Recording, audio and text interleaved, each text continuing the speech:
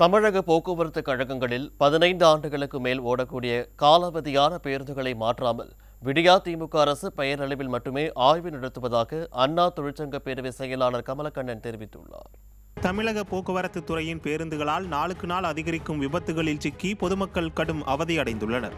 மக்கள் விரோத திமுக அரசு பொது போக்குவரத்தை நம்பியுள்ள பயணிகளின் உயிரை பணயம் வைப்பதாகவும் குற்றம் சாட்டியுள்ளனர். திமுக ஆட்சி பொறுப்பேற்ற பின் விபத்துகளின் எண்ணிக்கை தொடர்ந்து அதிகரிக்கும் நிலையில் தலைமைச் செயலாளர் பேருந்துகளை முழுமையாக ஆய்வு செய்து அறிக்கை அளிக்க வேண்டும் என தெரிவித்துள்ளார். ஏற்கனவே ஆய்வு செய்வதையே பணியாக கொண்ட அதிகாரிகளையே மீண்டும் ஆய்வு செய்ய சொல்வதால் எந்த பயனும் இல்லை என அண்ணா தொழிற்சங்க பேரவை செயலாளர் கமலக்கண்ணன் தெரிவித்துள்ளார்.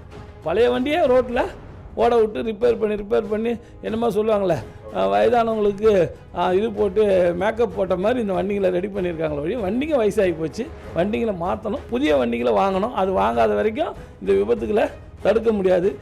அந்த வண்டி நேற்று வரைக்கும் இவர் பார்த்துட்டு இருந்த வண்டி தான், இதே ஏஐ ஜேஇங்க பார்த்த வண்டி தான் இன்றைக்கும் பார்க்க போகிறாங்க. இதில் ஒன்றும் பெரிய ரிப்போர்ட்டில் ஒன்றும் பாசிட்டிவாக இருக்காது. வண்டியை செக் பண்ணுறதுனால ஒன்றும் ஆகிடாது. இவங்க என்ன பண்ணணும், வண்டிங்களை ரீப்ளேஸ் பண்ணணும். ரீப்ளேஸ்மெண்ட்டே ஆகலை, எல்லாம் பழைய வண்டி கண்டமாகி போச்சு. கண்டமான வண்டி ரோட்டில் ஓட விட்டால் இப்படி தான் இருக்கும்.